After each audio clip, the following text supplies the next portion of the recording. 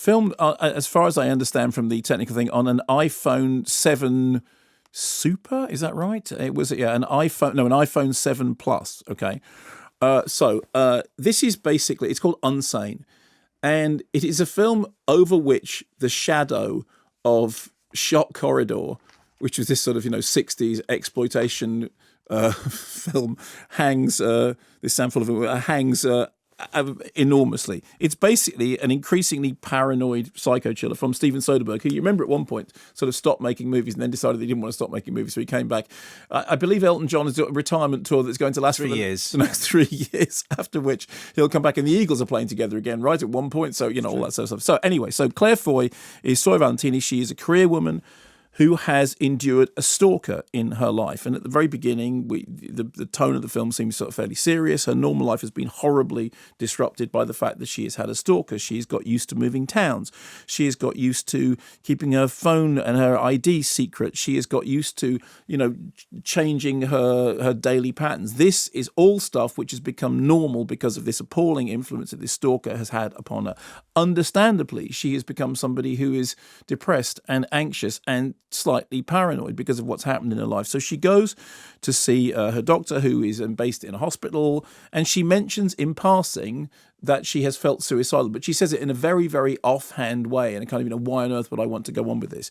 She's asked to sign a form, which she's told is standard. The next thing, she finds that she has committed herself without knowing that she was doing it for observation, and suddenly has gone to being essentially imprisoned, albeit nominally for what's meant to be a short time, in a place where she had no intention of staying at all. Here's a clip. Look, you're just doing your job, and you've been so considerate of my feelings and my well-being. And you're right. I signed those papers. I'm here by my own volition. It's for my own good. Can I ask, do you think I could just make a phone call just to let my family know that I'm okay? Let them know where I am? You got a phone call? That's allowed. Oh, you're so nice. You're saying you want your phone call now? Yes. Yes, that is what I'm saying. Oh my God, it's like you read my mind.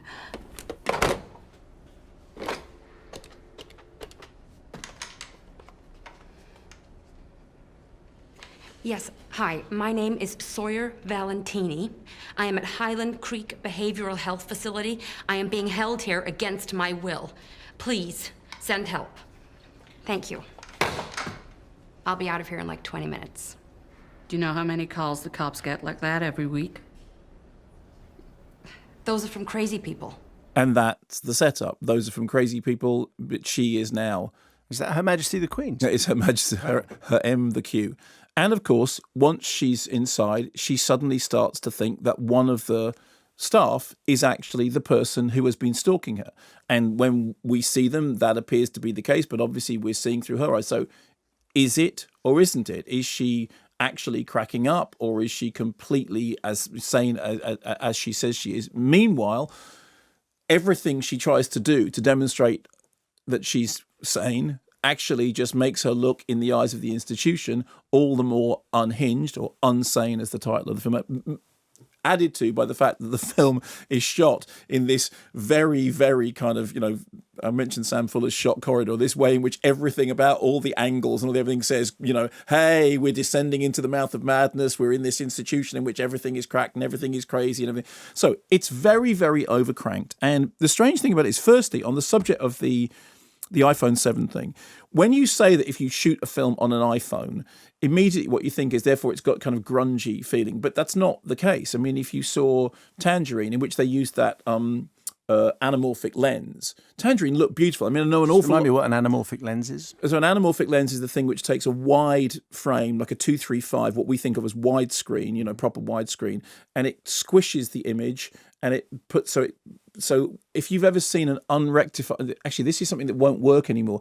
It used to be on old televisions, on old square televisions, that when they got to the credits of a Western, suddenly the image would squish up so that you could read the writing, but everyone looked tall and thin. Yep. That is an unrectified anamorphic image. And a rectified anamorphic image, so it squishes it to get it onto the camera, and then it unsqueezes it during projection. And there was a lens that was developed that they used for Tangerine to make a widescreen image from a mobile phone. It didn't look grungy. It just looked like somehow they'd managed to shoot unbelievably unobtrusively. In the case of this, it doesn't look grungy, and Steven Soderbergh himself said, the quote was, "It's one of the most liberating experiences I've ever had as a filmmaker." He said he wasn't doing it as an aesthetic decision to say, hey, I'm shooting this film on a phone, although he's done this in a much more boxy ratio. He's saying, I did it because it was the tool that was available that made it able to make the thing, and it was thoroughly liberating. And oddly enough, the film has a kind of gloss that totally belies those utilitarian origins. We also have some very good performances. I mean, Claire Foy, I think we all know, is a top draw performer and absolutely carries this with a straight face. The more crazy the drama gets, the more you're brought into it through her character. We have Juno Temple, who's this kind of blade-wielding fellow inmate. Juno Temple, I think, is a force of nature. I think there has yet to be a Juno Temple film in which in which she hasn't managed to do something interesting and exciting, whether or not the film is great or whether or not the film is trash. She always manages to give it 110%. I mean, she was so brilliant in Killer Joe. She was so brilliant in Kaboom. She's a real sort of anarchic force of nature, which is exactly what this film requires. That said, the plot makes no sense whatsoever. This is now the third film of the week in which the plot makes no sense whatsoever. And it's kind of hard to know at one point. When the film starts, it seems to have a sort of serious note to it. And then as it descends into this sort of spiral of madness, as it goes into the mouth of madness, as it were, it becomes more and more overcooked, more and more overheated, closer and closer to the exploitation origins of a film like Shock Corridor, or, I like Shock Corridor. I like The Ninth Configuration, which is a film which is pretty much based on Shock Corridor. But you remember with Side Effects, there was that weird thing with Side Effects, that Side Effects started... I don't know, remind me. Well, it was a film that started out looking like it was a serious drama, and then suddenly turned into something that was completely out of control. And one of the things I like about Soderbergh is that you never quite know how straight he's going to play something, because he is somebody who does have a love of cinema in all its different forms. He can do movies that are dramas, he can do movies that have got sort of trash sensibility, he can do movies that are sort of production line Oceans movies. He can do all these different things. In the case of this, as the film gets more and more unhinged, as it becomes more and more unsane, to quote the title of the movie, it also makes less and less sense and becomes... At times, it's like watching a big screen episode of The Twilight Zone on steroids, and it's both as good and bad as that sounds. I have to say, the honest truth of it is all over the shop, and I don't think it'll lose very much in not being seen in the cinema if you see it at home. But Claire Foy holds it together, because Claire Foy manages to keep an absolutely dead straight face even as the film itself descends into total bonkersness.